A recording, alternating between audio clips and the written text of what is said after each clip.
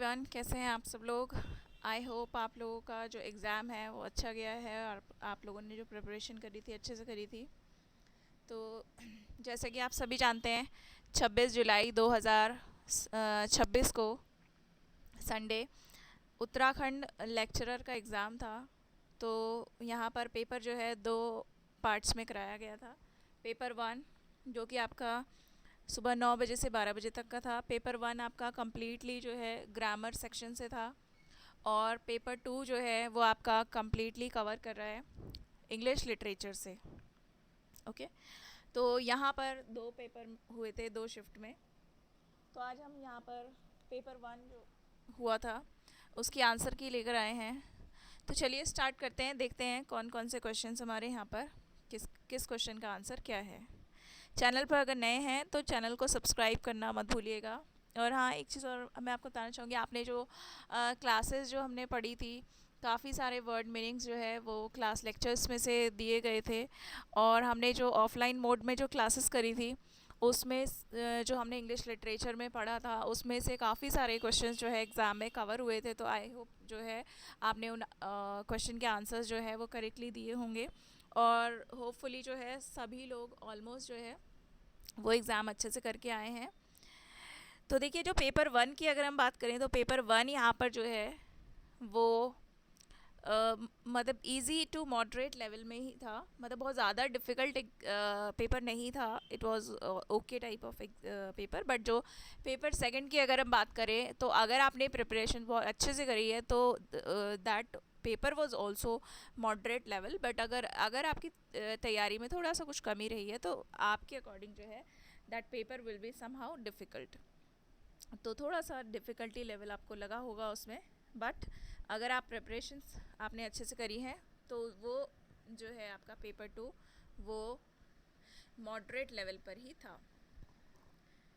तो चलिए देखते हैं आंसर्स। तो देखिए,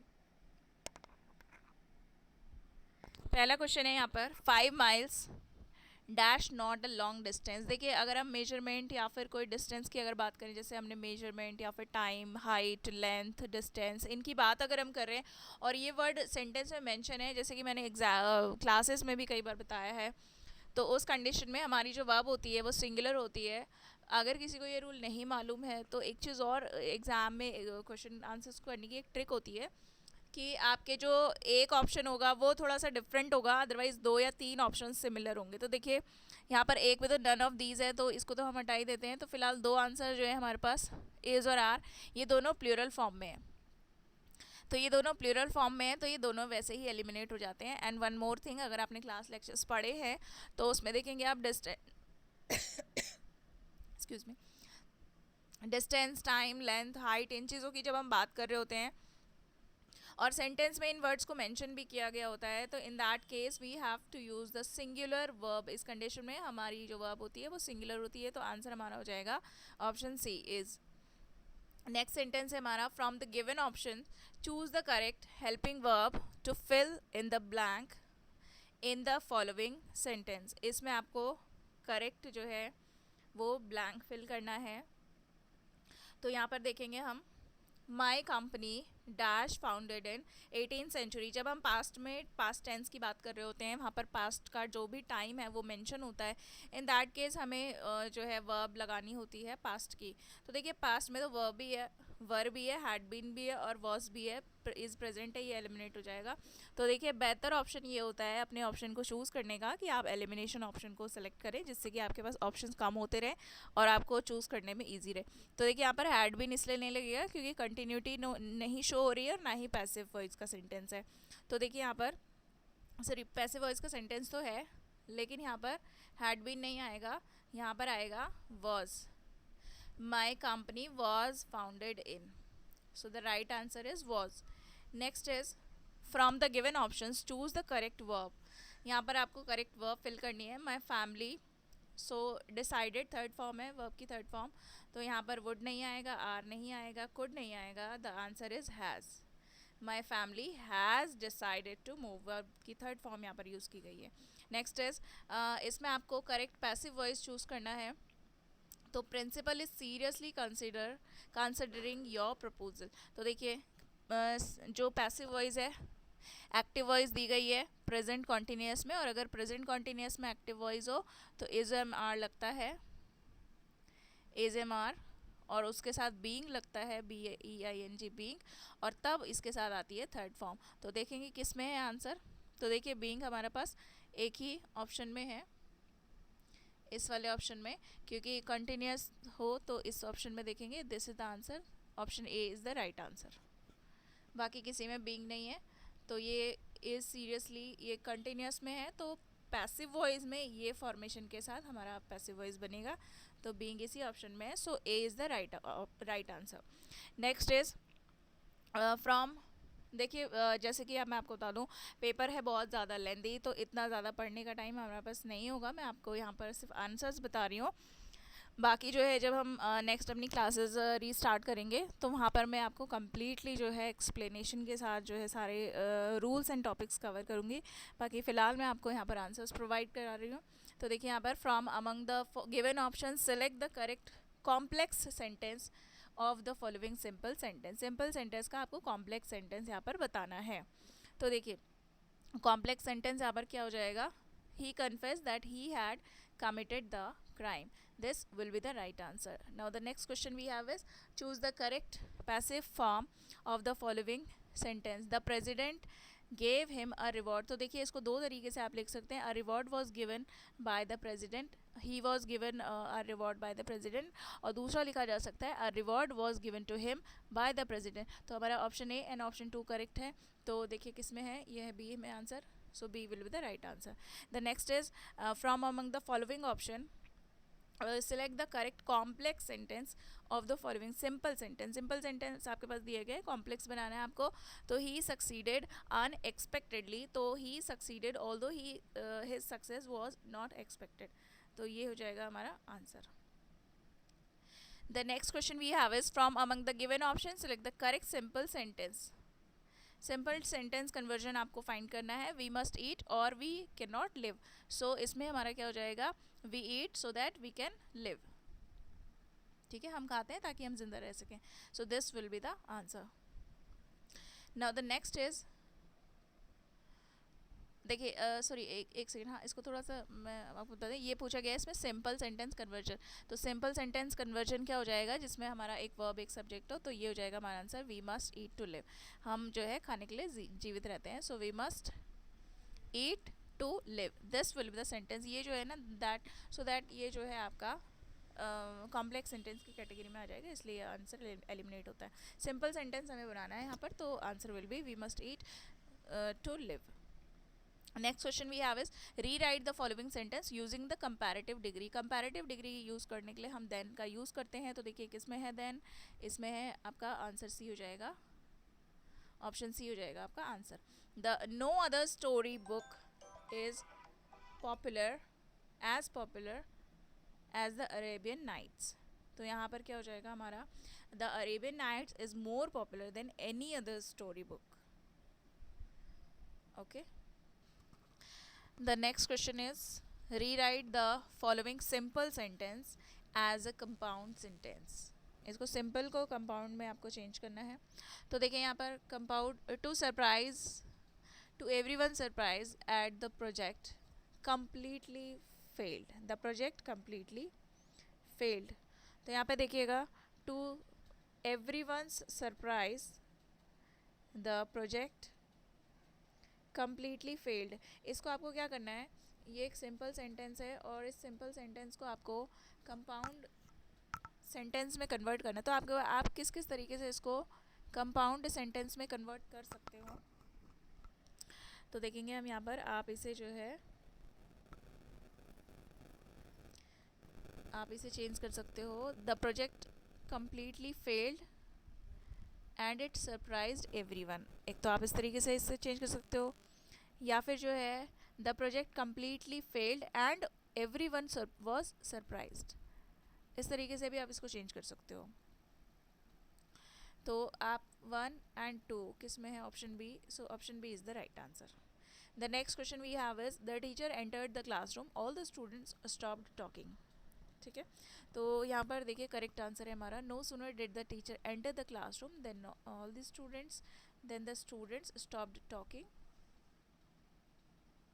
तो A will be the right answer, A जो है हमारा करेक्ट आंसर हो जाएगा। Next is which of the following, which of the given option is correct combination of the following two sentences, इनमें से जो है करेक्ट ऑप्शन हमें बताना है। Guru Nanak preached the truth, he was an apostle of truth, तो देखिए इसमें करेक्ट आंसर है हमारा Guru Nanak who preached the truth was an apostle of truth. Okay, this is the right answer. The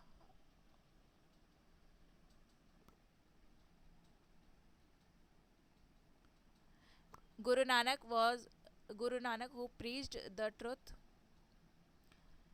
was an apostle of truth. Okay. Next is which of the given option is correct combination of the following two sentences. तो यहाँ पर देखेंगे parents have been waiting since morning, they want to meet the counselor. So the right answer we have is parents have been waiting since morning to meet the counselor. इसको भी आपको क्या है correct combination में change करना था, D is the right answer. Next is choose the correct option for the blank, तो how are you feeling now या फिर हाउ डू यू फील, तो देखिए how are you feeling now this is an interrogative sentence, तो 3 हो जाएगा। And how do you feel this is, क्योंकि how के बाद हमारी हेल्पिंग वर्ब का यूज़ किया जाता है, तो do and are the helping verb, तो यहाँ पर 2 एंड 3 हमारा हो जाएगा, तो answer is B, both 2 and 3। वैसे देखो, वैसे मैं एक चीज़ आपको बताऊँ कि जो रूल है ना, रूल के अकॉर्डिंग तो हम जब कोई फीलिंग या फिर कोई सेंस जो हमारे एब्स्ट्रैक्ट चीज़ें होती हैं ना, जैसे हमारे सेंस ऑर्गन्स हैं, उनसे रिलेटेड कुछ फीलिंग्स अगर हम बता रहे हैं, जैसे स्मेल है, टच है, फील है, तो इन कंडीशन में ना हमारी जो वर्ब है वो कंटिन्यूस फॉर्म में नहीं आती है, ठीक है। वैसे तो अगर हम रूल देखें, एज अ ग्रामेटिकल रूल अगर हम देखें, तो हमारा जो राइट आंसर होना चाहिए वो सिर्फ ये होना चाहिए, how do you feel now better than before.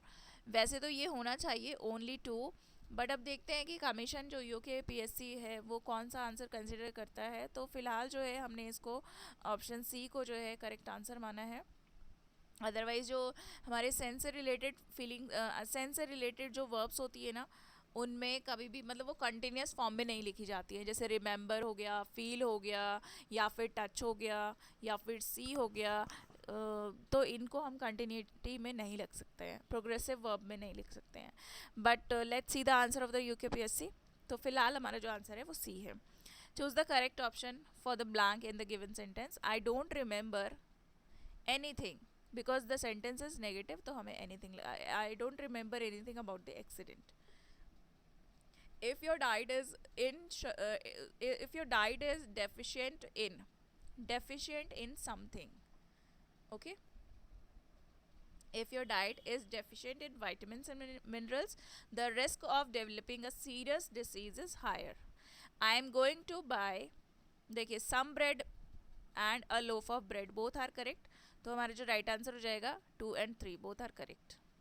Next is which of the given options is correct for the word honesty. honesty के लिए जो है हमारा honesty क्या है, जैसे कि मैंने आपको बताया था, जिसके भी लास्ट में टी वाई आता है, आई टी वाई आता है, और ये जो है हमारा नेम ऑफ द फीलिंग भी एब्स्ट्रैक्ट नाउन है, तो ये हमारा एक नाउन है, so the right answer is option D. Next is which of the given option is correctly correct for the given word quickly. Quickly, तो देखिए क्विकली कोई मैनर को बता रहा है, तरीके को बता रहा है, काम करने का तरीका, जैसे she answered quickly, she rain quickly, तो वर्ब को मॉडिफाई करने का ऐड करता, वर्ब में मीनिंग ऐड करता है adverb, so this will B adverb. Next is option A is the correct answer. Next is wow that is amazing, जैसे कि मैंने आपको बताया था ये जो है इंटरजेक्शन है, तो हमारा जो वाओ है this word is an interjection here. Next is इस सेंटेंस में आपको बताना है ब्यूटीफुल जो है वो कौन सा पार्ट ऑफ स्पीच है, तो ब्यूटीफुल जो है गर्ल के बारे में बता रहा है, तो ब्यूटीफुल जो है वो एक एडजेक्टिव है, so the right answer will be option D, it is an adjective. Okay, next question we have is from among the given option select the correct. देखिए बहुत लंबा पेपर है, क्वेश्चन इतना पढ़ने का टाइम है नहीं, हम डायरेक्ट क्वेश्चन पढ़ेंगे यहाँ पर। Every simile can be compressed into, हर एक सिमिली को कंप्रेस किया जा सकता है एज अ मेटाफर, मेटाफर में इसको कंप्रेस किया जा सकता है। Okay, so the right answer is metaphor. Now the next question we have is in देखिए इसमें करना क्या है, इसमें आपको बताना है फिगर ऑफ स्पीच। तो देखिए in cases of personification inanimate objects and abstract notions are spoken as a having life, तो इनको having life as a living जो है इनको बताया जाता है inanimate objects and abstract notions को।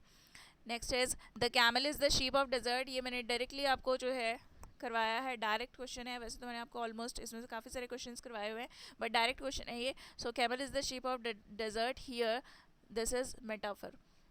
The next question we have is from among the given option choose the correct figure of speech. Correct figure of speech इसमें आपको choose करना है man proposes God disposes, two opposite contradictory जो statements होते हैं there is antithesis, तो यहाँ पर आंसर हो जाएगा हमारा antithesis. Many are called but few are chosen. Again जो है ये सेम क्वेश्चन रिपीट हुआ है आपका, सेम figure of speech का, that is antithesis is here. 10,000 saw I at a glance, तो यहाँ पे जो है ये बढ़ा चढ़ाकर बात बोली गई है, hyperbole. Pride goeth forth and horseback grand gay but cometh back on foot and begs it way. यहाँ पर जो है यहाँ पर एक नॉन लिविंग चीज़ में एक लिविंग ऑब्जेक्ट की तरह उसको दिखाया गया है, सो हियर द पर्सोनिफिकेशन। फिर next is report originates from reportere. Reportere is in what? It is a Latin word. Next is यहाँ पर आपको बताना है कि what is the main purpose of a report, तो मेन पर्पस होता है रिपोर्ट लिखने का to convey authentic information to the reader, reader के पास ऑथेंटिक इन्फॉर्मेशन पहुँचाना, ये रिपोर्ट का रिपोर्ट लिखने का मेन पर्पस होता है। तो देखेंगे next question is which of the following, channel पर नए हैं तो चैनल को सब्सक्राइब करना मत भूलिएगा और वीडियो को लाइक ज़रूर कर दीजिएगा। Which of the following which of the following is not related to report, report से रिलेटेड क्या चीज़ नहीं है, तो देखिए इंफॉर्मेशनल रिपोर्ट रिपोर्ट होती है, इंटरप्रेटिव रिपोर्ट भी रिपोर्ट होती है, periodic is also report, but memorandum is not report, memo is not a report. Okay, next is from among the given option which should be acceptable answer for the following question, तो देखिए यहाँ पर which report is also known as recommendatory report, तो देखेंगे यहाँ पर जो हमारी रिकमेंडेटरी रिपोर्ट होती है वो होती है इंटरप्रिटेटिव रिपोर्ट, ये आपकी रिकमेंडेटरी रिपोर्ट कहलाती है। Which of the following is not the salient feature of written reports, report लिखने का सेलियन फीचर क्या चीज़ नहीं होता है यहाँ पर, ये होता है आपका presented orally face to face, ये आपका जो है सेलियन फीचर नहीं है, फेस टू फेस रिपोर्ट को प्रेजेंट नहीं किया जाता है, this is not the salient feature of a report. Next is यहाँ पर आपको बताना है what is an incident report, incident report कौन सी है, incident definitely describing something that has happened, कुछ हुआ है उसके बारे में डिस्क्राइब करना, that is incident report. Next is यहाँ पर आपको बताना है नेक्स्ट क्वेश्चन में what is a progress report, जैसे कि मैंने आपको इनमें से काफ़ी सारे क्वेश्चन जो है जब मैंने आपको रिपोर्ट राइटिंग के कुछ क्वेश्चंस करवाए थे यहाँ पर रिपोर्ट राइटिंग लेटर राइटिंग के, तो उसमें काफ़ी सारे क्वेश्चन मॉक पेपर में कवर किए गए हैं इनमें से। तो जो रिपोर्ट प्रोग्रेस रिपोर्ट होती है describing the progress of a project, project के प्रोग्रेस के बारे में बताई गई रिपोर्ट होती है, so the answer is C.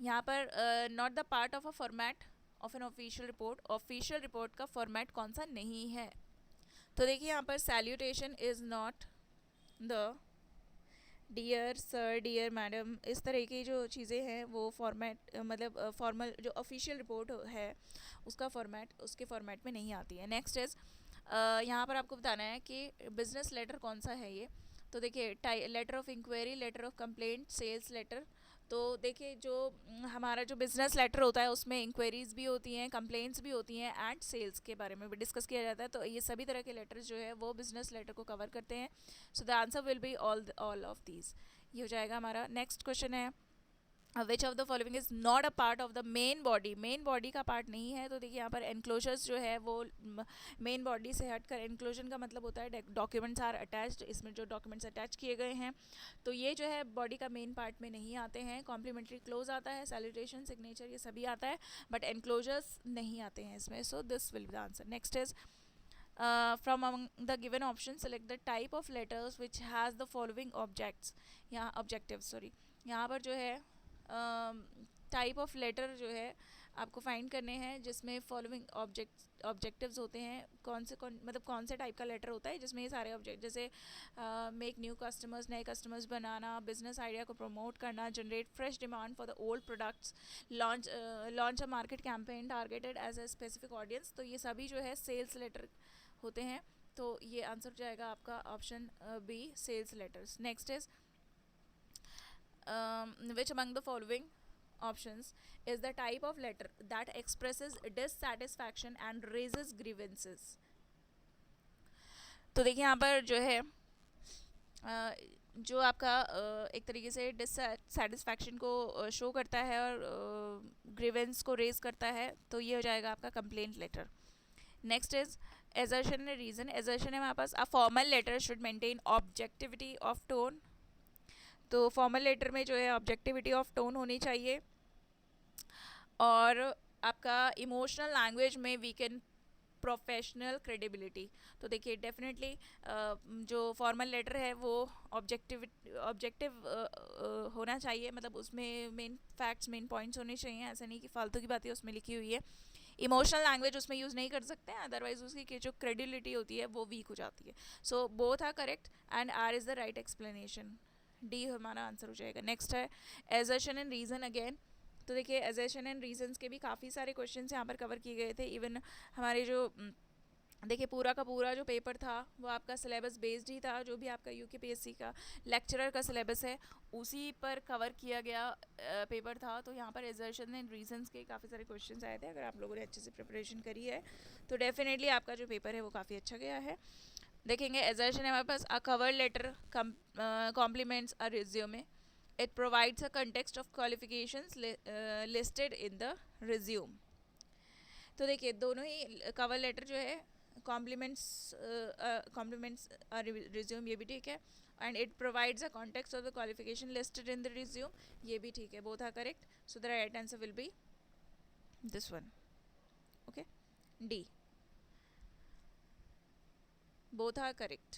Next is from among the given alternatives, आपको जो है करेक्ट चूज करना है। तो यहाँ पे the subject line in a formal letter placed, subject line कहाँ पर लिखी जाती है? तो देखिए सब्जेक्ट लाइन लिखी जाती है आपकी, तो देखो सबसे पहले तो आपको पता है सेंटर का नेम आता है, देन डेट आती है, then receiver's name, receiver's address आता है, सेंडर्स एड्रेस, रिसीवर्स एड्रेस, और बीच में दोनों के डेट आती है, ठीक है।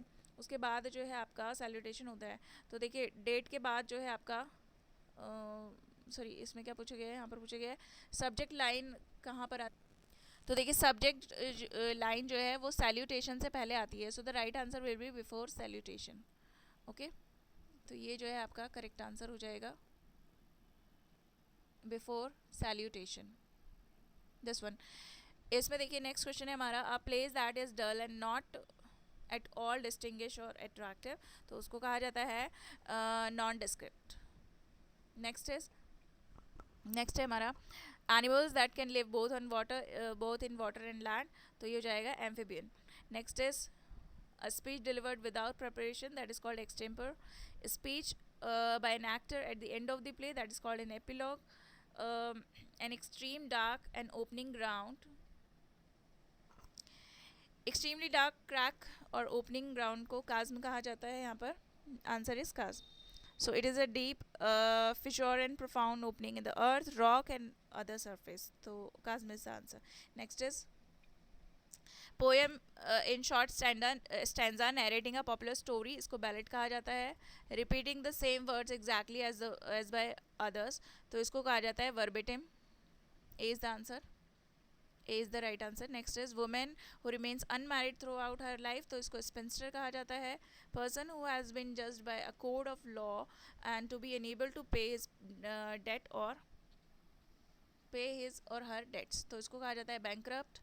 Next is the crime of killing a king और अ क्वीन, राज हत्या जिसको कहा जाता है, that is called regicide. Custom of having more than one wife is called polygamy. Then यहाँ पर बताना है आपको ओमनीसेंट. ओमनीसेंट किसको कहा जाता है? Omniscient who knows everything. Endorse, choose the most appropriate synonym. Endorse का मतलब होता है अप्रूव करना, ठीक है, approve. Next is question number 57. देखिए इसमें पूछा गया she is very simple, she can not see through his plans. तो देखिए यहाँ पर शी इज़ टू, आप इसे टू भी यूज़ करके लिख सकते हो, बट अगर आप टू यूज़ करोगे तो यहाँ पे एक और टू आपको लगाना पड़ेगा. मतलब she is too simple to see through his plans. तो यहाँ पर देखेंगे तो ये थोड़ा सा स्मैच हो रहा है, ये करेक्ट नहीं होगा. बट जैसे कि मैंने आपको बताया था अभी, प्रीवियस क्वेश्चन था कुछ इसी तरीके का कि कमीशन का आंसर क्या होगा एग्जैक्टली. जो ग्रामर है उसके रूल को तो ये फॉलो नहीं कर रहा है फ़िलहाल. तो देखते हैं इसमें. फिर दूसरा है being very simple she can not see. ये तो हो सकता है बीइंग, ये आपका हो सकता है being very simple she can not see his plans. तो ये आप लिख सकते हो. बाकी देखो इसमें जो आंसर होगा आपका शी इज सो, हाँ ये आप लिख सकते हो शो सो, क्योंकि ये एग्जैक्टली करेक्ट है. सो एंड दैट, सो के साथ जो पेयर बनता है वो दैट का बनता है. She is so simple that she can not see his, she see through his plans.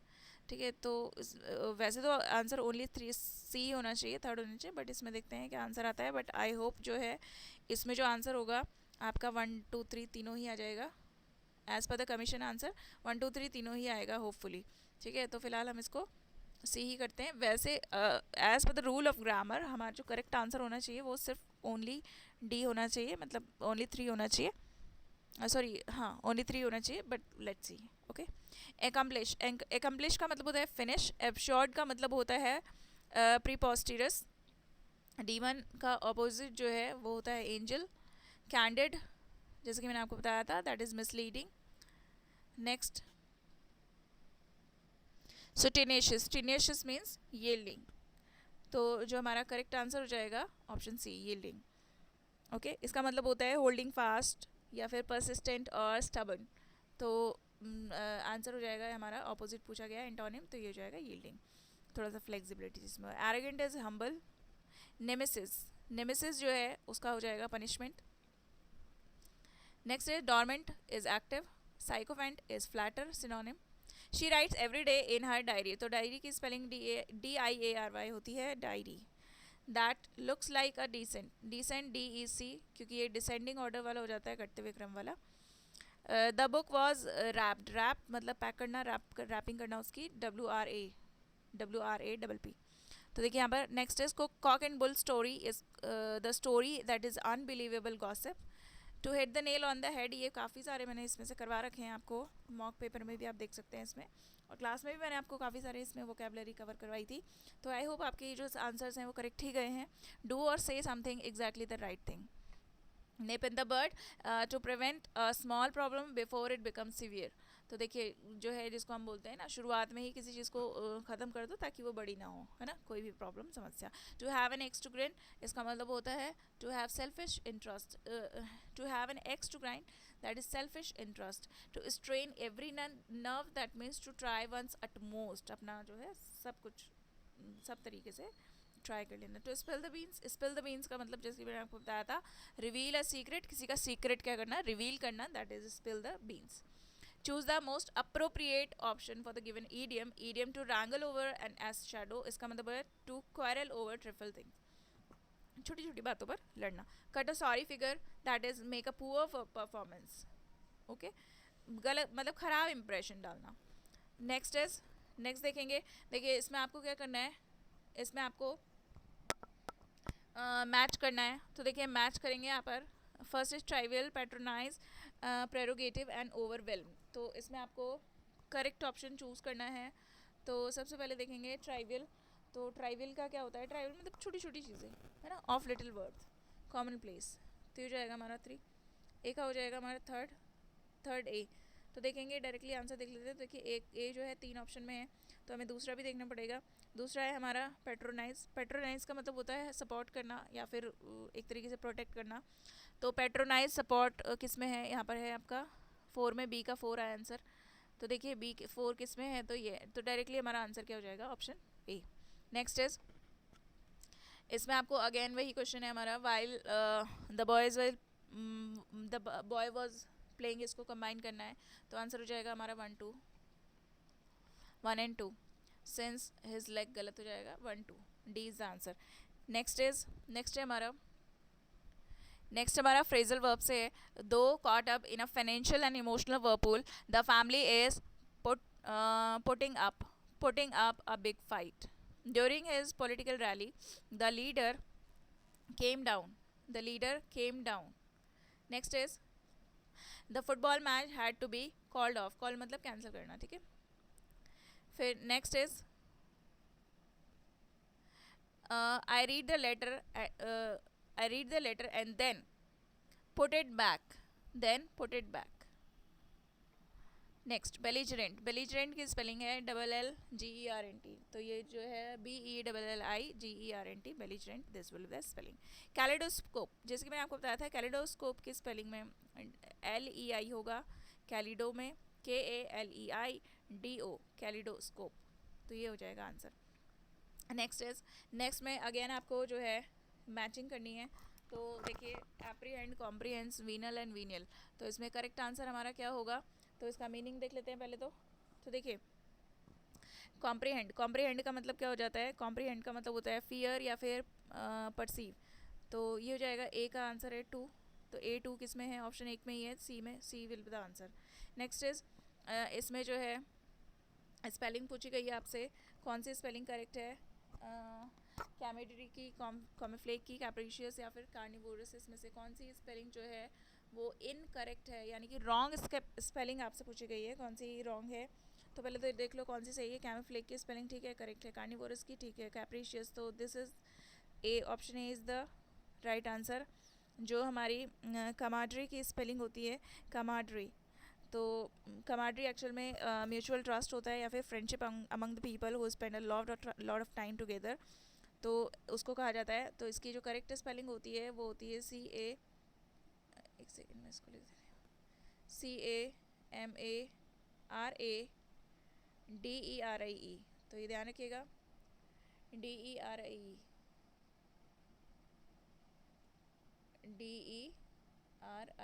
कभी नेक्स्ट एग्जाम में अगर कुछ पूछा जाए तो ये स्पेलिंग याद रखिएगा। Okay, this is the right spelling. Next is repentance की करेक्ट स्पेलिंग होती है option D, correctly spelled accommodation, CCMM, इसमें है, option D is the right answer. Next is, इसमें आपको बताना है, तो देखिए एक्सीड तो कोई वर्ड नहीं होता है, एलिमिनेट हो जाता है, ओनली 2, तो right answer will B only 2। Next is correctly spelled word आपको बताना है, तो एग्जॉजरेशन जो है GG इसमें आएगा, so the right answer is option C. Next is measured की स्पेलिंग कौन सी करेक्ट है, option D is the right answer. Next is counterfeit की स्पेलिंग कौन सी करेक्ट है, counterfeit, FEIT, counter FEIT, feit, counterfeit, B is the right spelling. तो देखिए यहाँ पर नेक्स्ट आता है हमारी क्वेश्चन जो है पैसेज से रिलेटेड। तो देखिए पैसेज से रिलेटेड जो क्वेश्चन है हमारे, तो पैसेज फिलहाल पढ़ने का टाइम नहीं है, बट मैं आपको आंसर डायरेक्टली यहाँ पर बता रही हूँ, इसलिए ताकि आप जो है अपने आंसर्स मैच कर लीजिएगा। कि वैसे देखिए मैं यहाँ पर जो हमने आंसर निकाले हैं, यहाँ पर मैंने जो आंसर निकाले हैं उसके अकॉर्डिंग मैं आपको बता रही हूँ, बाकी कमीशन क्या आंसर देता है वो तो कमीशन को ही पता है जब आंसर की आएगी, तो एक बार आप रीचेक कर लीजिएगा।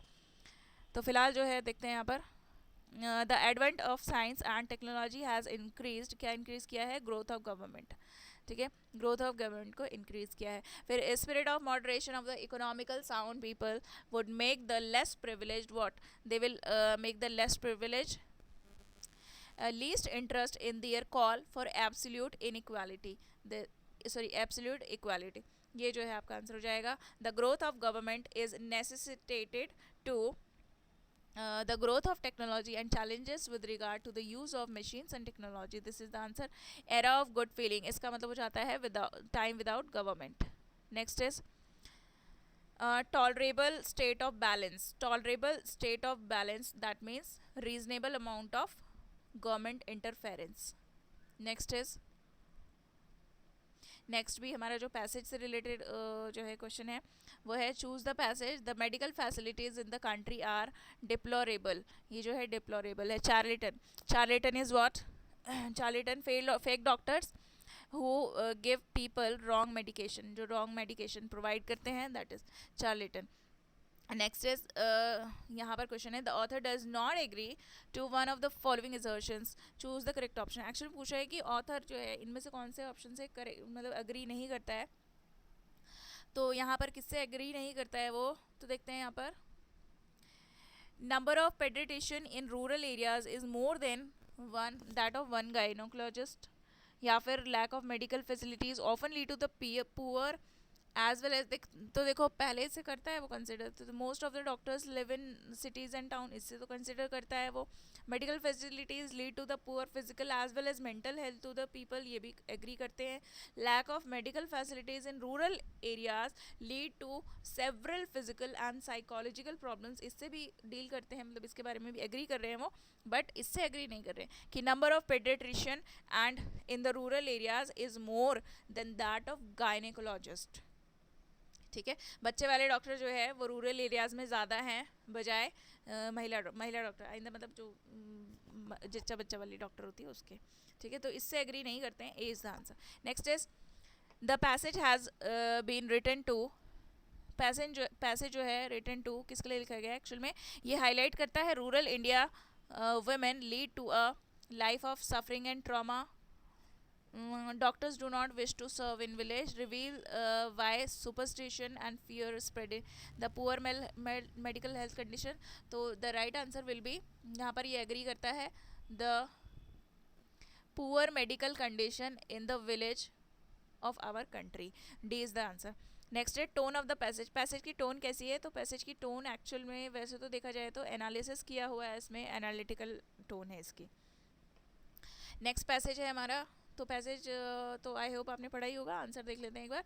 कल्चर रेफर्स टू, कल्चर यहाँ पर रेफर कर रहा है किसको, culture refers to cultivation of a plant of a garden by community. देखिए कई लोगों ने इसका ये आंसर लिखा है, तो यहाँ पर क्वेश्चन जो पूछ रहा है वो पूछ रहा है according to author, according to author what does the term culture refer to, but ये जो the way of life of a particular living being together in a place है, ये किसके अकॉर्डिंग इसने पैसेज में प्रॉपर मेंशन भी किया हुआ है। देखेंगे यहाँ पर कहीं पर था, मैंने पढ़ा था ये पैसेज, तो इसमें देखेंगे इसने प्रॉपरली ये कहा था कि वेट फॉर अ सेकेंड,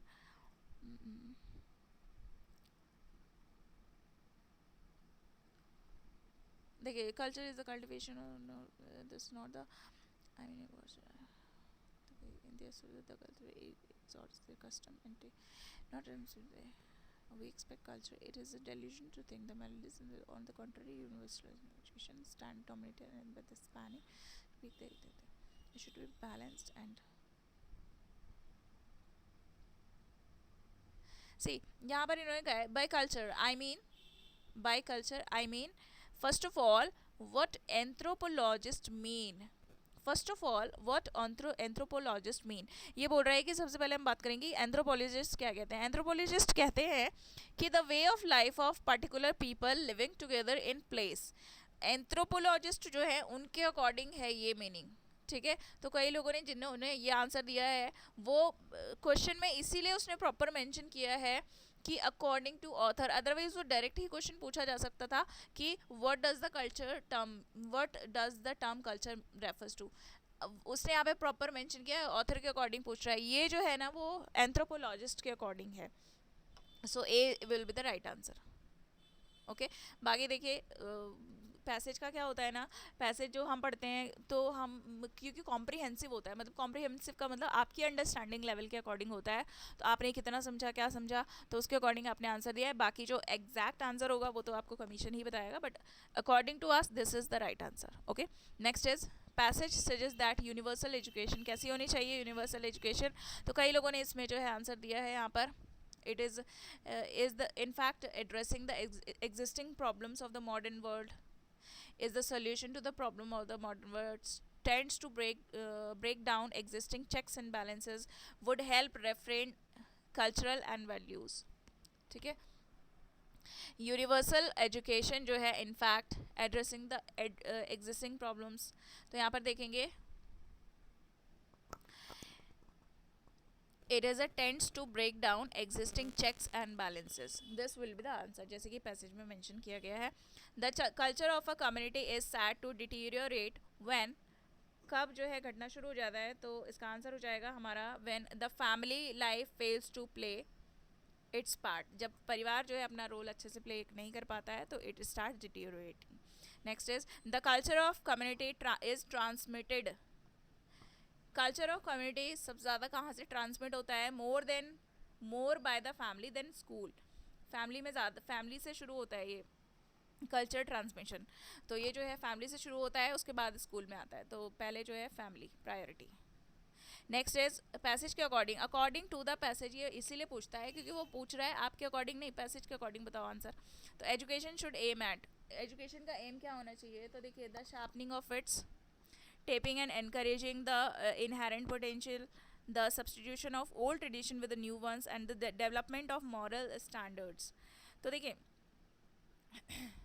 तो moral standards develop होने चाहिए अकॉर्डिंग टू द पैसेज. तो एक बार थोड़ा सा पैसेज को देख लेते हैं यहाँ पर. तो पैसेज के अकॉर्डिंग वो क्या कह रहा है? तो देखिए यहाँ पर on the contrary sharpening the wits rather than disciplining characters. On the contrary, universal education by lowering standards, morals, taste to a common denominators, and by sharpening the wits rather than disciplining characters, tends to break down existing checks and balances. Education should be drawing forth of potential values. It should not be destruction of the safeguards that traditional places around the. देखिए इसके according तो क्या होना चाहिए कि जो education है वो उसका एम होना चाहिए the development of the moral standards only. इसमें मॉरल स्टैंडर्ड्स को डेवलप होना चाहिए, बट एक्चुअल में होना चाहिए ना यहाँ पर, तो ये होना चाहिए the sharpening of wits. Wits मतलब सोचने समझने की जो क्षमता है उसका डेवलपमेंट होना चाहिए, विट्स का डेवलपमेंट होना चाहिए, शार्पन होना चाहिए उसको. ठीक है, so this will be the answer. Next is where the mind is without fear, where the head is held high. So this is the passage paragraph, poetry paragraph है. तो देखिए यहाँ पर where the mind is without fear, यहाँ पर जो है किसके बारे में बात हो रही है? यहाँ पर बात हो रही है इंटेलेक्चुअल करेज एंड डिग्निटी की.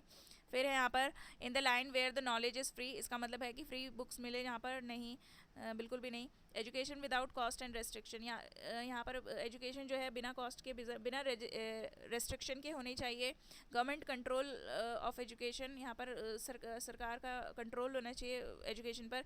नॉलेज लिमिटेड टू एलिट्स, मतलब जो एलिट क्लास है, हाई क्लास सोसाइटी जो है उसके लिए नॉलेज जो है लिमिटेड होनी चाहिए बस, और किसी के लिए नहीं. सो नहीं, ये जो है हमारा करेक्ट आंसर इसमें होगा education without cost and restriction. बिना रेस्ट्रिक्शन के, बिना कॉस्ट के जो है एजुकेशन फिर फ्री में मिलनी चाहिए. जो शिक्षा है ना वो फ्री में मिलनी चाहिए, और कुछ मिले ना मिले, राशन फ्री में मिले ना मिले, लेकिन शिक्षा फ्री में ज़रूर मिलनी चाहिए. तो next is narrow domestic wall का मतलब यहाँ पर क्या है? तो नैरो डोमेस्टिक वॉल का मतलब है यहाँ पर social divisions like caste, creed and religion, gender, ये सभी जैसे कि आपको समाज में देखने को मिलेंगे. तो ये सभी जो है इसका मतलब यहाँ पर राइटर का मतलब नैरो डोमेस्टिक वॉल का मतलब यहाँ पर इससे है. क्लियर स्ट्रीम ऑफ रीजन, इसका मतलब है क्लियर स्ट्रीम ऑफ रीजन का मतलब रेशनल थिंकिंग होनी चाहिए, लॉजिकल थिंकिंग होनी चाहिए. सो the right answer will B rational and logical thinking. Next is central theme of the poem. Poem की सेंट्रल थीम क्या है? डेफिनेटली पोएट जो है वो किसके बारे में बात कर रहा है? Spiritual nationalism and intellectual freedom के बारे में बात कर रहा है, यानी कि जो राष्ट्रीय आध्यात्मिकता है और जो एक तरीके से बुद्धिमत्ता, जो स्वतंत्रता है, उसके बारे में यहाँ पर बात की जा रही है. नेक्स्ट हमारा अगेन पोइटिक पैसेज है, तो इसका भी आंसर देख लेंगे यहाँ पर. The benefits of what is the primary theme of above line, मतलब इसमें थीम क्या है? तो यहाँ पर अनएक्सपेक्टेड एंगर है, festers into destructions. The poem relies on allegory by portraying wrath. Wrath यहाँ पर क्या है? A tree bearing poison fruit. Next is in the poem the theme of deceit is shown. यहाँ पर थीम ऑफ डिसीट मतलब जो है the speaker is soft deceitful wiles masking hate. Next is choose the correct meaning of outstretch. Outstretch का मतलब हो गया यहाँ पर तो देखिए इसका मतलब हो जाएगा आपका outstretch that is extended. The content of the poem is based on, content जो है पोएम का वो पर्सनल एक्सपीरियंस पर बेस्ड है पोइट के। नेक्स्ट अगेन जो है हमारा पोइटिक पैसेज है यहाँ पर। तो देखिए यहाँ पर फर्स्ट स्टैंजा जो है किसके बारे में बात कर रहा है, फर्स्ट स्टैंजा बात कर रहा है, देखिए थोड़ा सा मैं एक बार देख लेती हूँ। Because I could not stop for death, definitely तो ये बात कर रहा है एज अ कर्टियस जेंटलमैन के बारे में, ठीक है, कर्टियस जेंटलमैन एक जो है अच्छा आदमी। कैरेज, कैरेज किसके बारे में बात कर रहा है, तो कैरेज जो है बेसिकली बात कर रहा है the transition from life to after life, मतलब जो मृत्यु होने पर जो नेक्स्ट लाइफ में एंटर करता है ना व्यक्ति, उसके उसमें जो ट्रांजिशन होता है उसके बारे में बात की जा रही है। Put away my labour and my leisure, इसका मतलब है कि the speaker has abandoned all the earthly concerns, सभी को इन्होंने छोड़ दिया है पोइट ने मृत्यु के बाद।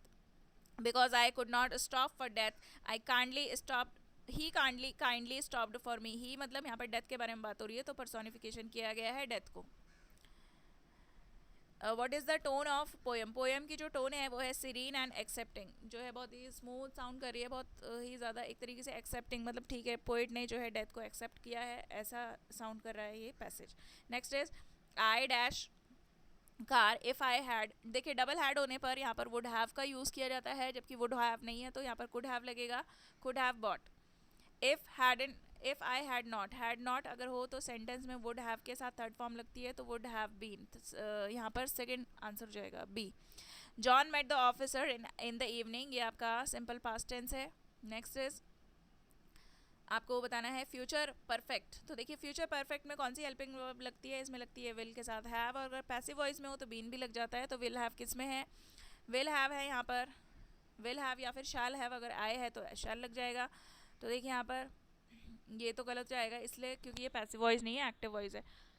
Excuse me. So only D will be the answer, four only four, सिर्फ ये जो है, so D will be the answer. Next is we have lived here for a long time, हम यहाँ काफ़ी समय से रहे हैं, तो देखिए this is the present perfect tense, D is the answer. Next is if she was going, if she was going she dash, तो यहाँ पर वुड आ जाएगा, पास्ट में बात हो रही है। Next is if you want to top the merit list, you if you want ये प्रेजेंट में है तो हमारा सेकंड क्लॉज जो है वो पास्ट सॉरी फ्यूचर में हो जाएगा, तो कंपल्शन है तो कंपल्सरी एक्शन को शो कर रहा है तो मस्ट आ जाएगा। इफ़ समबडी, तो सेंटेंस आपका फ्यूचर में है तो फर्स्ट क्लॉज आपका प्रेजेंट में होना चाहिए, प्रेजेंट में सिंगुलर सब्जेक्ट के साथ एस और यस लगता है, रिंग्स हो जाएगा। Next is from among the given option choose the correct, again यहाँ आपको जो है कंडीशनल सेंटेंस दिया गया है। If the police had not, had है पास्ट परफेक्ट है, तो जो आपका सेकंड क्लॉज है उसमें आपका विल हैव के साथ third form, sorry would have के साथ थर्ड फॉर्म लगेगी, तो वुड हैव तो है नहीं तो कुड हैव लगेगा यहाँ पर, ओके कुड हैव, तो A will be the answer. Next is the passengers are requested to के बाद फर्स्ट फॉर्म आती है टेक। नेक्स्ट इज इसमें आपको बताना है indirect speech, that teacher said be quiet boys, तो देखिए इसमें आपका जो है ना देखिए सैड हट जाएगा, टोल्ड हट जाएगा, request the boys that they should be quite, ये इस तरीके से आप जो है इसको पैसिव वॉइस में कन्वर्ट कर सकते हैं। टोल्ड तो इसलिए नहीं आएगा क्योंकि ये इंपेरेटिव सेंटेंस है, इंपेरेटिव सेंटेंस में या तो रिक्वेस्ट होता है या फिर ऑर्डर होता है या फिर कमांड होता है। दूसरी चीज़ यहाँ पर आप सोचोगे कि टू लगता है, डेफिनेटली टू लगता है, तो यहाँ पर जो है अगर मान लीजिए यहाँ पर टोल्ड की जगह कुछ और होता है, requested the boys to be quiet, तो भी ठीक होता है, बट टोल्ड नहीं आएगा। अदरवाइज लेट, वैसे तो देखो हमारे ग्रामर के रूल के according C is the answer, but अगर देखते हैं हो सकता है कमीशन अपना आंसर ऑप्शन बी भी दे सकता है, तो आइदर बी और सी, बट फिलहाल जो है C is the answer. Next is if you don't keep quiet I shall shoot you, तो देखिए यहाँ पर correct answer, he warned her calmly that he would shoot her if she didn't keep quiet. Next is he said I have passed the examination, he said that he had passed the examination is the right answer. Next is where do you live, asked the stranger inquired where I lived. Next is he says I am glad to be here this evening, he says that he is glad to be here this evening is the answer. Next is call the first witness, the judge वैसे तो ordered होना चाहिए, तो देखिए वैसे तो फिलहाल इनमें से कोई सा सूट नहीं कर रहा है, मतलब कोई सा मैच नहीं हो रहा है, क्योंकि ऑर्डर कर रहा है ये तो जज तो ऑर्डर ही करेगा। तो यहाँ पर देखिए फ़िलहाल तो ऑर्डर वाला सेंटेंस है नहीं, या तो नन ऑफ दी हो सकता है, या फिर आपका आंसर यहाँ पर ये भी दे सकते हैं। लेट्स सी, फिलहाल जो है आंसर ऑप्शन बी, द जज told them to call the first witness. क्योंकि देखिए जैसे कि आप सभी को मालूम है कि यूके पीएससी और यूके ट्रिपल एससी के सेम क्वेश्चन पे अलग अलग आंसर्स हो जाते हैं, तो कमीशन अपना क्या आंसर प्रोवाइड करता है वो भी मैटर करता है हमारे लिए। तो बट यहाँ पर हम जो कंफर्म्ड आंसर होते हैं वो तो हम बता ही देते हैं, बट जो फ़िलहाल जो है जो हमको लगता है कि हाँ ये आंसर हो सकता है, तो हम उन आंसर्स को टिक करवा देते हैं। बाकी जब आंसर की आएगी तो काफ़ी सारे क्वेश्चन जो है, काफ़ी सारे तो नहीं बट कुछ क्वेश्चन जो है आपके मतलब मॉडरेट हो जाते हैं, चेंज हो जाते हैं यहाँ पर, तो वो भी देख लेंगे। बट फिलहाल तो these are the answers. Next is from among the given options choose the correct indirect of the following sentence. Indirect आपको बताना है, अलास आई एम अनडन, तो he exclaimed sadly that he was undone, option D. Next is he explain that he never ate meat, तो ये present में बोल रहा है तभी पास्ट में हुआ है, he exclaim that I never eat meat. Next is he said I will be in Paris on Monday, he said that he would be in Paris on Monday. Next, he said I saw her the day before yesterday, he said that he had seen her 2 days before, B will be the answer. Next, the orator and the statesman, देखिए दो subject के साथ एक article लगा है तो singular verb आएगी यहाँ पर, सिंगुलर वर्ब इज दो सब्जेक्ट दो आर्टिकल प्लूरल वर्ब, दो subject single article singular verb. Next is my father and I, my father and I, and से जुड़े हुए दो सब्जेक्ट्स हमेशा प्लूरल वर्ब लेते हैं, तो यहाँ पर प्लूरल वर्ब आएगी जब तक वो किसी एक चीज़ को ना बताएं। ठीक है, जैसे अगर वो एंड जो है दोनों सब्जेक्ट को जोड़ रहा है बट वो एक ही चीज़ के बारे में बता रहा है, जैसे फॉर एग्जांपल राइस एंड करी, राइस एंड करी एक ही चीज़ को बता रहा है ब्रेकफास्ट के, या फिर लंच डिनर कुछ भी, ब्रेकफास्ट एंड करी इज़ माई फेवरेट फूड, इस तरीके से लिखोगे तो वो एक सिंगुलर वर्ब लेगा। अदरवाइज तो एंड में एंड के साथ प्लूरल वर्ब ही आती है, हवा जाएगा। Next is the committee, the committee has agreed on the main points of the proposal.